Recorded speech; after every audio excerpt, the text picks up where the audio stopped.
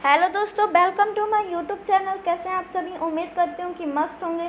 आज के इस वीडियो में कुछ इम्पोर्टेंट प्रश्न लेकर आई हूँ जो बहुत ही ज़्यादा इम्पोर्टेंट है। आप किसी भी कंपटीशन की तैयारी करते हैं दोस्तों तो ऐसे प्रश्न मिलते हैं। तो चलिए बिना समय को बर्बाद किए हुए हम लोग प्रश्न की ओर चलते हैं। तो दोस्तों पहला प्रश्न क्या कह रहा है हमारा, तत्व के सबसे पहले वर्गीकरण किसने किया था? तत्व के सबसे पहले वर्गीकरण किसने किया था? तो दोस्तों इसका राइट आंसर हो जाएगा डो बैरन ने। बी वाला ऑप्शन हमारा राइट है। तो चलिए दोस्तों अगला प्रश्न की ओर बढ़ते हैं। तो दोस्तों अगला प्रश्न क्या कह रहा है हमारा, तत्व के वर्गीकरण के संबंधित ट्रिक का नियम प्रतिपादन किसने किया था? तत्व के वर्गीकरण से संबंधित ट्रिक का नियम का प्रतिपादन किसने किया था? तो दोस्तों इसका राइट आंसर हो जाएगा डो बैरन ने। डी वाला ऑप्शन हमारा राइट है। तो चलिए दोस्तों अगला प्रश्न की ओर बढ़ते हैं। तो दोस्तों अगला प्रश्न क्या कह रहा है हमारा, जो क्वेश्चन नंबर 3 है, किस वैज्ञानिक ने सर्वप्रथम आवर्तन श्रेणी का निर्माण किया?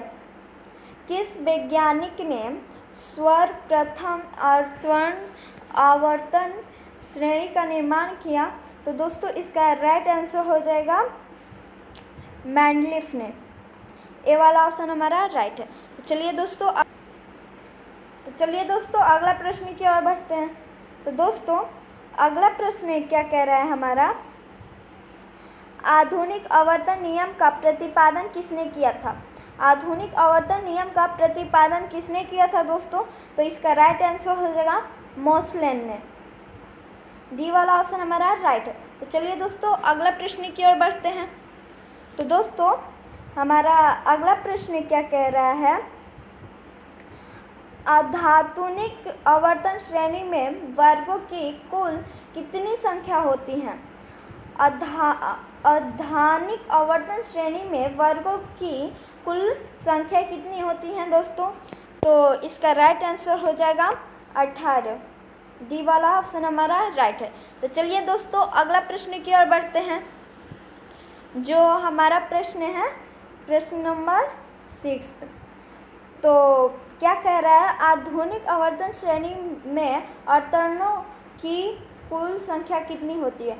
आधानिक आवर्तन श्रेणी में आवर्तनों की कुल संख्या कितनी होती है दोस्तों? तो इसका राइट आंसर हो जाएगा 7। बी वाला ऑप्शन में दिया है, बी वाला ऑप्शन हमारा राइट है। तो चलिए दोस्तों अगला प्रश्न की ओर बढ़ते हैं।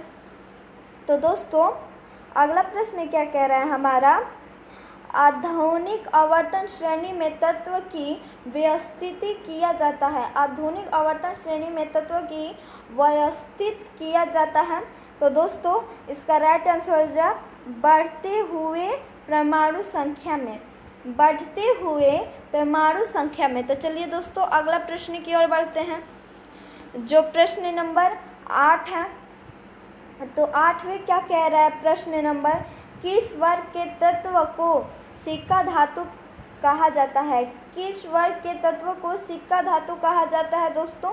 तो इसका राइट आंसर हो जाएगा 11।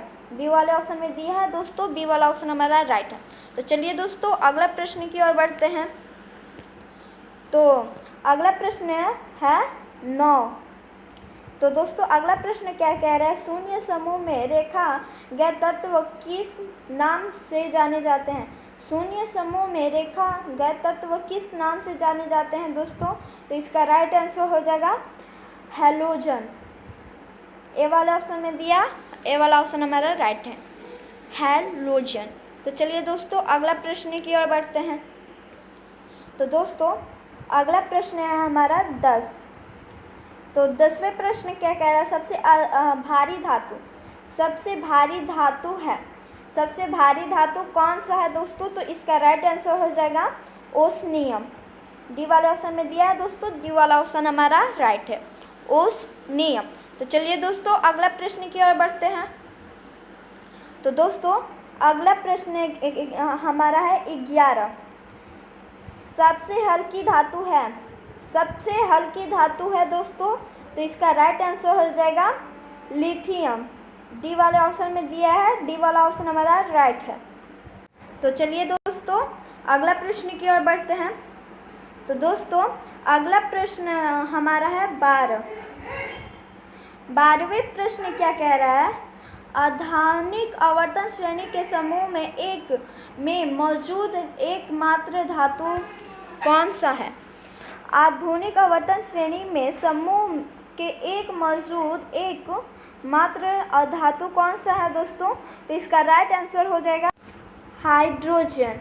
ए वाले ऑप्शन में दिया है दोस्तों, ए वाला ऑप्शन हमारा राइट है। तो चलिए दोस्तों अगला प्रश्न की ओर बढ़ते हैं। जो प्रश्न है हमारा 13वें, तो 13वें प्रश्न क्या कह रहा है? आवर्तन श्रेणी में अधातुओं को किसकी और स्थान दिया गया है? आवर्तन श्रेणी में अधातुओं को किसकी और स्थान दिया गया है?